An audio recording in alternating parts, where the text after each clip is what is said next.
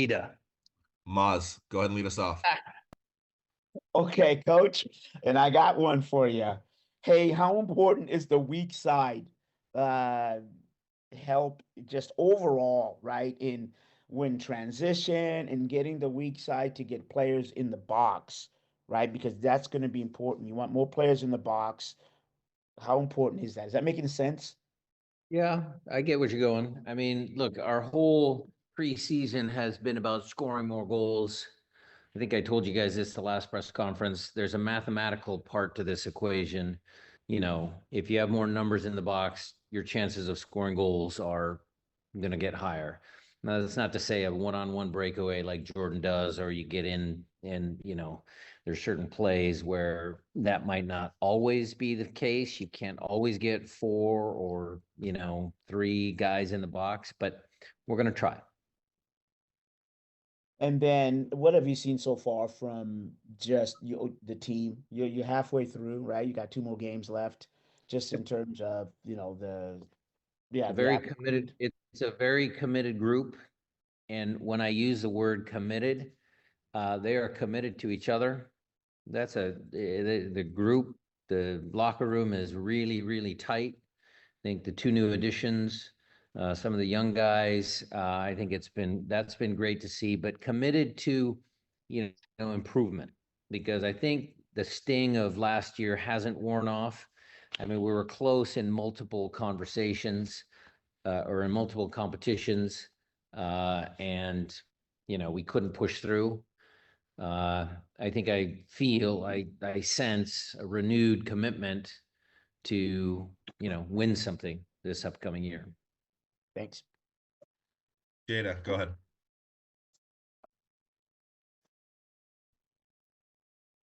Thanks. Hi, Brian. It's good to see you. Wanted to ask a little bit. Steph had mentioned just being utilized just slightly different when you have 3 center backs. I wanted to kind of get your perspective on that, on him, being able to help balance, I guess, a little bit of the back line. It's good to talk to you, Jada. Thanks for jumping on. If you're talking about in the build-up play, is that where he went with that? Yes. Yeah, so it's different. It's different when you have 3 players and one guy is kind of in line with Steph, so he has to take up a different position. Yes, that's part of, the evolution and playing with 3 center backs. Certainly when we commit to playing with 3 center backs, because remember, we played with 4 defenders last year, but when we got higher up the field, we would build in 3-2. So, by that time, Steph was kind of already behind the play a little bit. But yes, this year, as we start off with goal kicks and, certain patterns of play, I would call it, when he catches a cross or makes a save, there's some nuances there. But again, I think for a guy like Steph, I think it's great. He can still learn some things, and it's always exciting for those guys to have something new to work on. And then Craig earlier today had said in an interview that, the metrics are off the charts. I wanted to, like, in a casual kind of term, or, what are those? What are those metrics of the players that you're seeing that might be a little bit better maybe than past preseasons? Or, yeah. Metrics, I didn't hear it, Jada. I apologize. I didn't listen to his, maybe I should apologize, Craig, but I don't know if he was talking about physical metrics or metrics of, some of the data we compile over, passes completed and where the passes go to and some of those things. I'm not sure what he said, but overall, are we pleased with both the physical component and also some of the new tactics that we're working on? Yes, I would say yes. Jeremiah, go ahead. Yeah, a little bit of a fitness question. Reed looked like he came out early of the last game. If you could just give an update on him. And then I thought you said that you were expecting Paul to play the last game, and he didn't. So if you could give an update on his health as well. So Paul's scheduled for 30 minutes. And unfortunately, I will break the news to you guys here. Reed did injure his right hamstring. I believe I'm saying that correctly. It's not the hamstring he did previously. It's a different injury, a little bit higher up in the hamstring.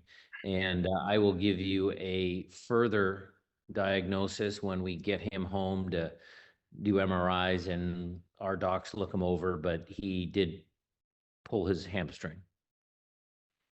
And so is that like a potential like months long thing, or is it you just have no idea how serious it is? Jeremiah, the kid felt it pop, so I don't want to give you false information. Let us get some more facts and then we'll let you know, but it's certainly not it's not something where he's going to play here in the next couple of weeks for sure.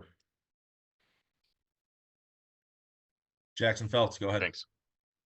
Brian, really quickly, just to piggyback off that, with that injury, what have you seen with Cody Baker so far this preseason, coming off of the surgery last year, and where can he help defensively with slightly new schemes as well?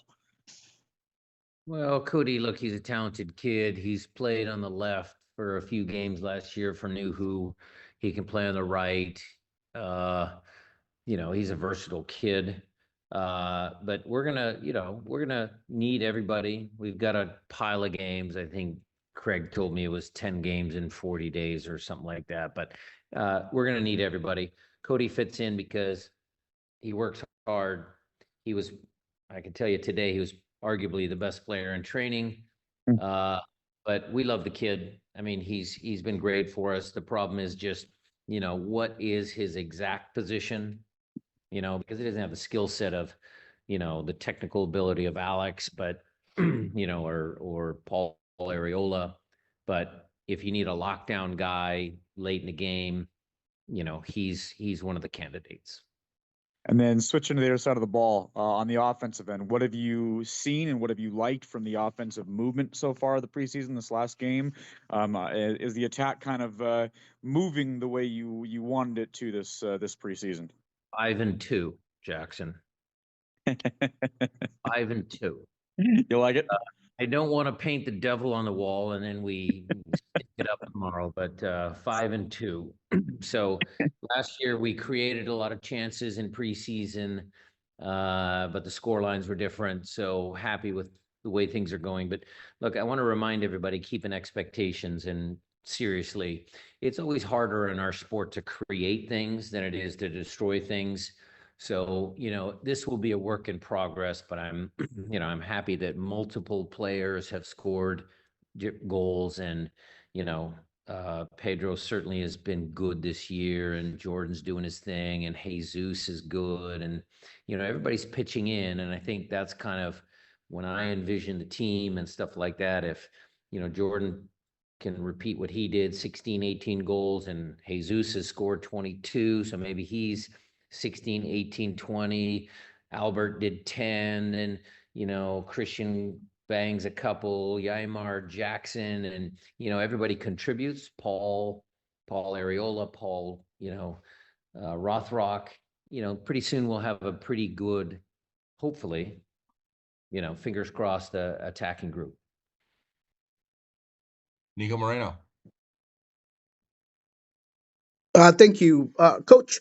In terms of kind of what you've been saying, and considering that injury to Reed, how comfortable are you with the depth at wing backs, at that group of specific players that can play that position when it comes to what you're trying out with the 3-man formation in the back? We've got plenty. You've got Paul Areola, Paul Rothrock, Reed, Trevian Sosa, Alex Roldan, Cody Baker. In a pinch, you could put Christian back there. We've got a ton of wing backs. Georgie, in games where we're at home and we want to really press and it looks more like 3-4-3. I mean, we've got plenty of options there. Has Kalani made a case for himself in that position? Okay. Thank you for that reminder. Because yes, I didn't put Kalani on the list. Maybe because I was looking at signed players, but he's made an impact for sure. A real impact. Perfect. And I think one of the biggest storylines going into the season is going to be the chemistry between Ferreira and Jordan Morris. now that you've been able to see in person within the group of Jesus Ferreira's play, how do you feel like that's going to move forward going into the season? How Jordan and Jesus can play with each other? It's not just those two. It's going to be Jordan and Pedro because they didn't play a lot together. It's going to be Jesus and Albert. It's going to be, Pedro and Jesus. There's going to be some rotation because we're going to need to. We got a ton of games at the beginning of the year. Right now, Jesus fits with everybody, and that's a compliment.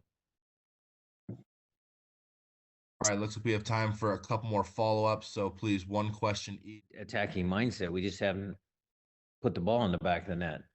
I mean, I don't think any coach in this league, myself included, wants to, just pack it into the back all the time and, play boring soccer. We do have to entertain our fans. We'd like to do that every game. We understand that that doesn't always happen, but we've always had an attacking mindset. We're going to continue to work on our attacking. We're going to try and even get better because I think in years past, what I've learned is, teams start to figure each other out halfway through the year and what's the next layer or next sequence that you can do to unbalance your opponent, even though they've scouted you and they kind of get a feel for how you play. So we're working on a lot of things to try and keep it good all year. Thanks. All right, Jada, why don't you close us out? Thanks. Excuse me. I wanted to ask as far as lineups go tomorrow, and who is available for 90 minutes. I mean, are you meshing kind of to see still who works together, or are you trying to put more of what you would really like to see as far as the starting lineups go toward the future? Again, Jada, I can answer that a little bit more detail because it's preseason. There's going to be a rotation with those four guys up front with Jordan, Jesus, Pedro, and Albert throughout some of these early games. So Jesus is going to get a run out. Georgie's going to come into that first group because I want to see what impact he can make within the first group. There will be some, kind of, settling because there's only 2 preseason games left. And what is the first group they're going to roll out against Antigua? What is the home match against Charlotte going to look like? We're starting to try to take that into consideration, Jada. And you'll see when the lineups go out tomorrow, there'll be a few changes from what you saw the first couple games. All righty, Brian.